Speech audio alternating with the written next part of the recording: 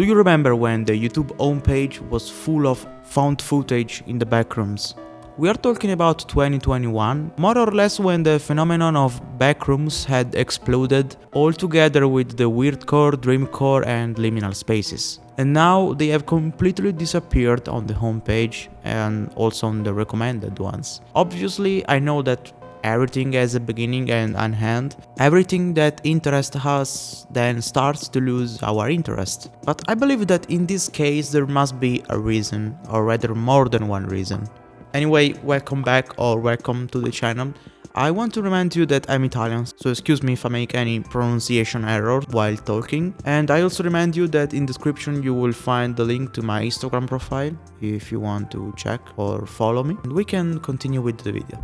Let's think about how it all started. Initially, backrooms were something small. In 2019 or 2020, someone talked about them, but not many know about them. Until 2021, when a lot of found footage started to coming out on YouTube. Before then, there was Siren Head, if you remember, in 2020. All the videos connected to the end of the SCP era were very popular, and it was also the era in which found footage and analog horror films began to become more popular, and I think they are the reason that brought many people to know then the found footage of the backrooms. With the first found footage video on Kane Pixel's Backrooms, which had millions of views, I know it's not actually the first one, but the first one who made a lot of views, which then started the trend and many other people who then published other found footage of the backrooms. In the same period, we saw the birth of other popular trends, such as a lot of core, the trend of core. For example, dreamcore, strangecore, weirdcore. It was full of themed music playlists or themed outfits on Pinterest. And another huge phenomenon were the liminal spaces. If the first phase of these trends were the found footage, music playlists or the photo compilations videos about liminal spaces, the second phase was that of YouTubers who made video theories on everything. Like videos where they explained what liminal spaces and backrooms were, what the layers and entities were. The second phase was the explanation and theories phase of YouTubers.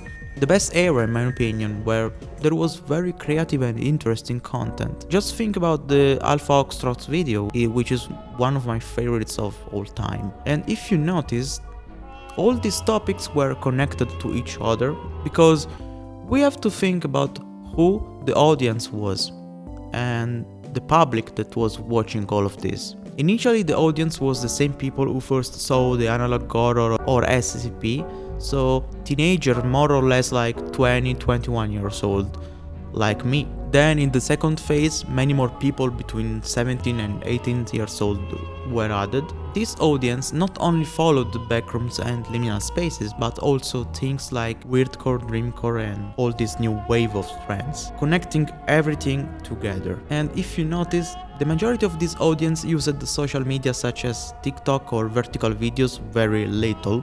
I believe this is one of the main reasons why this trend has lasted so long, especially in that moment. But I'll talk to you about this specifically later. In the third phase, gaming began. A lot of indie video games set in backrooms and liminal spaces began to come out, and obviously all the YouTubers immediately threw themselves into it to make lots of gameplay, and this greatly expanded the range of audience who perhaps followed those YouTubers who did the gameplay and didn't know about the backrooms, but after the gameplay they learned about them. This, however, marked the beginning of the end for the era of backrooms and liminal spaces, without even realizing it. Before moving on the final phase, I would like to tell you something. Why did you become passionate about these topics?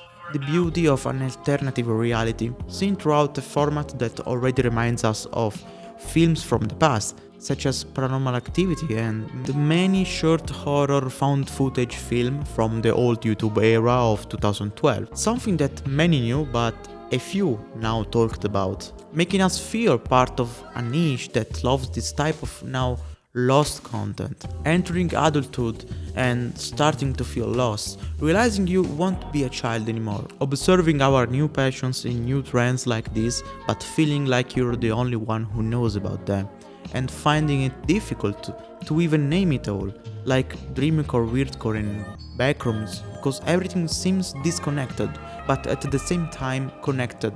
And finally, Liminal Space, who managed to give us a sense of nostalgia that connects our mind to the past and to more beautiful times. This makes us understand that obviously the first audience to share all of this were people more than 19 or 20 years old at the beginning, who finally, after the success of the trend, thanks to the first found footage, managed to find a connection to everything and above all to many other people who finally knew these topics. We had finally managed to give a category to all of these scattered things. What made all this beautiful was the way in which these contents were treated, and that is in a special way. Many began to know them, but without becoming something obvious and banal. We finally no longer felt alone. This brings us to the last phase, the vertical videos.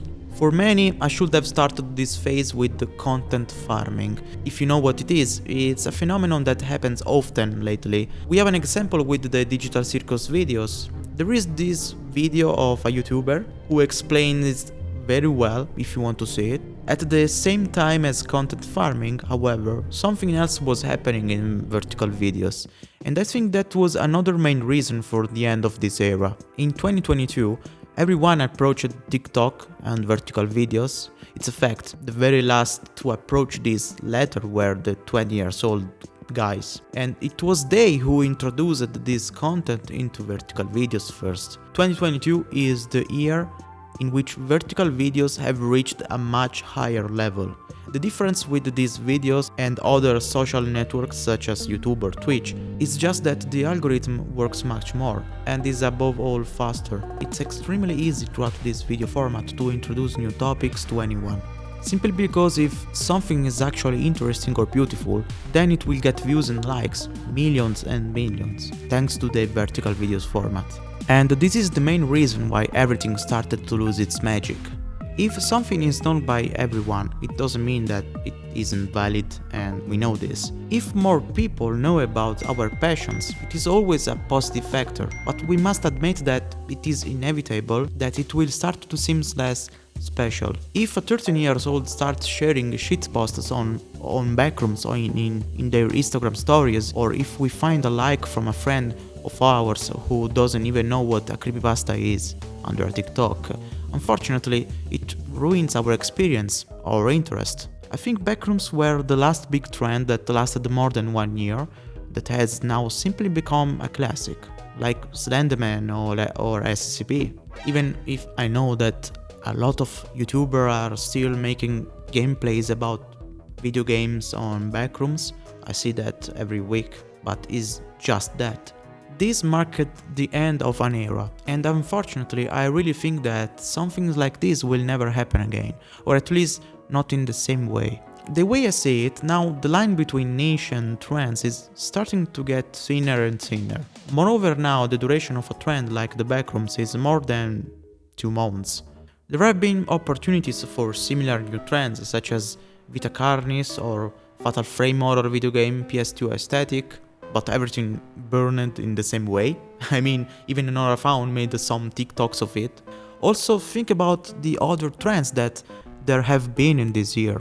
There have been so many. For example, Welcome Home, Vita Carnis again, Digital Circus, Little Company, Kinitopet. This is the new era of content, with its new way of sharing, and I can't wait to see what comes next, even if it lasts only 2 months. Or 1. I hope you enjoyed this video, and I'll see you next time.